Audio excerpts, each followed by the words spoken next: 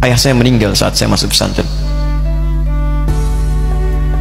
Dan baiknya saya rasakan luar biasa. Beliau mengajar di musalla kecil dulu, sekarang jadi masjid. Itu saya selalu di bawah. Beliau mengajar, saya tidur. Sekarang gantian, saya mengajar, beliau tidur. Dan kadang di pangku, gendong sampai pulang. Saya pernah sengaja pura-pura tidur untuk ingin tahu apa yang dikerjakan ayah saya di jalan. Jaga betul supaya nggak bangun. Begitu saya disimpan di kasur dan bangun, diajak bercanda. Saya mau masuk pesantren, beliau nggak sempat ngantar. Saya bertemu, beliau menangis, peluk saya, minta maaf, nggak bisa ngantar ke pesantren. Saya belum mengerti apapun saat itu. Saya bertekad, insya Allah saya belajar dengan sungguh-sungguh. Sepekan, 2 pekan saya dapat panggilan pulang. Saya tanya pada kakak saya yang ikut, sekarang ada di sini.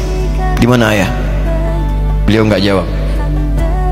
Sampai di Bandung, paman saya, beliau sekarang saya ke MUI Jawa Barat, langsung menyampaikan, nampaknya nggak akan terkejar sampai sana, mungkin sudah dimakamkan. Saya ngerti, paham saat itu bahwa beliau telah wafat. Maka saya pulang. Maghrib saya sampai, saya dapati ibu di ruangan tengah. Saya datangi, saya menahan tangis, tidak menangis sedikit pun untuk membahagiakan ibu saya. Saya datang, saya peluk, saya temani tidurnya. Itu pertemuan saya dengan ayah saya terakhir di mimpi. Saya bermimpi melihat sudah pakai kemeja, tersenyum, mendadahi saya. Sudah. Besoknya saya cari ke kamar, ternyata Allahu Akbar, apa yang selama ini saya pelajari di pesantren, kitabnya sudah ada di kamar semua, sudah disiapkan. Saya menangis saat itu. Saya bawa mushaf. Jadi bapak saya, ayah saya, itu bajunya pun saat wafat dibagikan kepada sahabat-sahabatnya. Bajunya, kitab-kitab ini dibagikan. Ibu saya menunjukkan kemudian ada jam yang nanti nak pakai. Saya bilang, simpanlah. Saya bawa mushaf. Dengan mushaf itu saya duduk di ruangan tengah, saya menghadap ke kiblat dan saya mohon kepada Allah, ya Allah, saya tak punya kemampuan lagi membahagiakan ayah saya saat hidup di dunia, tapi mohon jadikan setiap huruf dalam Al-Quran ini, ya Allah, pahalanya mengalir untuk ayah saya. Begitu saya bacakan saat itu, tak bisa saya berhenti, dan tiba-tiba langsung masuk ayatnya, artinya, posisinya, nomornya, gak pernah berhenti, masuk. Saya bertekad ingin berbuat baik. Puncaknya saya sekolah. Ibu, ya Allah, saya ingin berbakti pada ibunda saya. Anda tahu apa yang terjadi? Demi Allah saya katakan, ketika Anda bersabar, ibu saya, Bu, Pak, itu krisis 97A.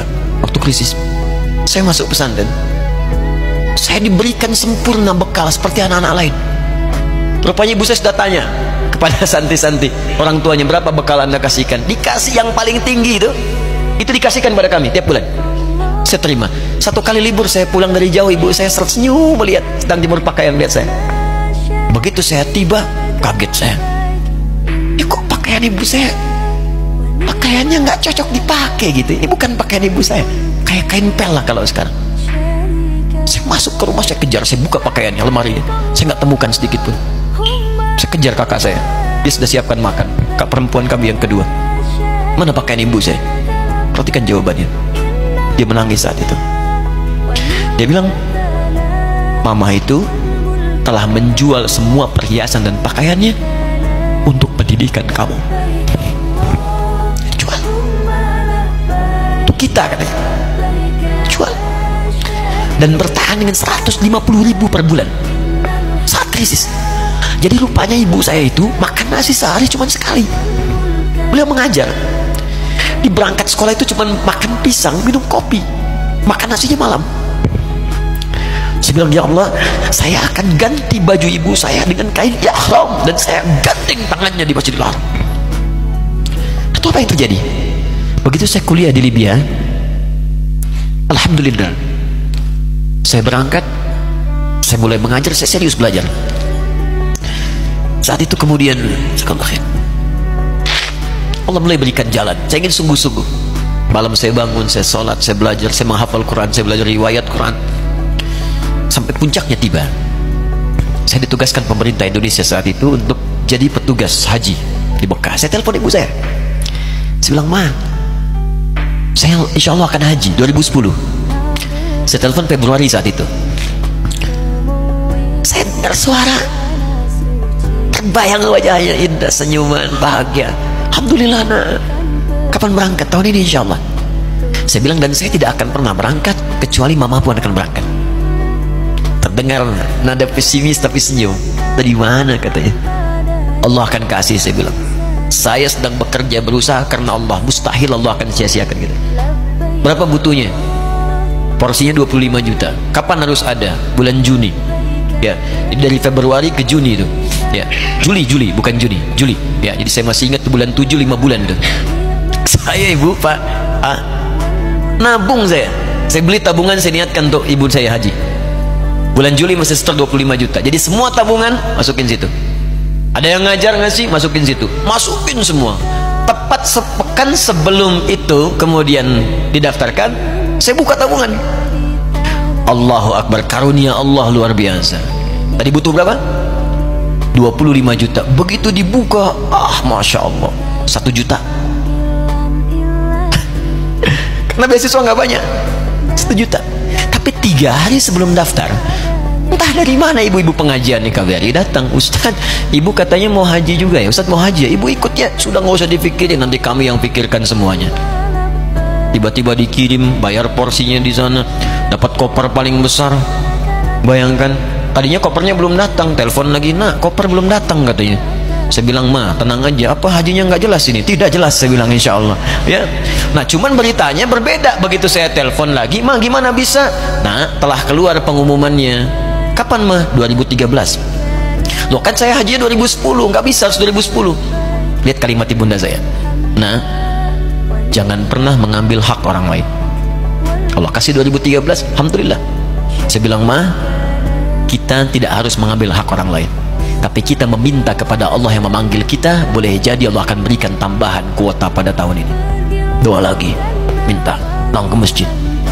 Tiba-tiba ada sidang Oki di Istanbul saat itu, keputusan 1.000.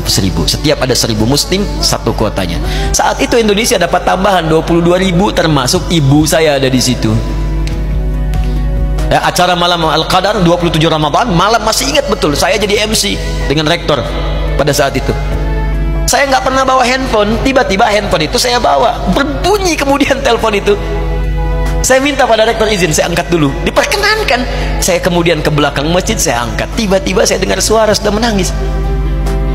Nah, katanya, kenapa, Ma? Alhamdulillah, Mama bisa haji. Ternyata kuota itu termasuk ibu saya. 5 bulan, Pak. Bayar biasa. Nggak bayar tambahan, nggak ada macam-macam, bisa berangkat. Begitu saya berangkat duluan, saya tungguin betul di apartemennya, di maktabnya sampai datang. Begitu sudah datang, saya nggak sapa, saya lihat dari jauh. Bahagianya saya bisa mengganti pakaian tadi yang lusuh dengan kain ihram. Saya perhatikan, saya ikuti dari belakang. Di lift, saya ikuti. Di jalan, saya ikuti. Begitu sampai Masjidil Haram, saya gandeng tangannya. Ma, kita sama-sama. Labbaik Allahumma labbaik. Labbaik la syarika lak labbaik. Saya tawaf, saya gandeng ibu saya lindungi supaya dapat kenikmatan dalam tawafnya. Begitu saya rasakan bagaimana Sayyidah Hajar bekerja keras untuk Ismail. Saya balas di situ. Saya gandeng tangan yang kanan. Saya minta pada Allah, muliakan ibu saya, ya Allah, muliakan ibu saya, muliakan, berikan saya kesempatan membahagiakannya.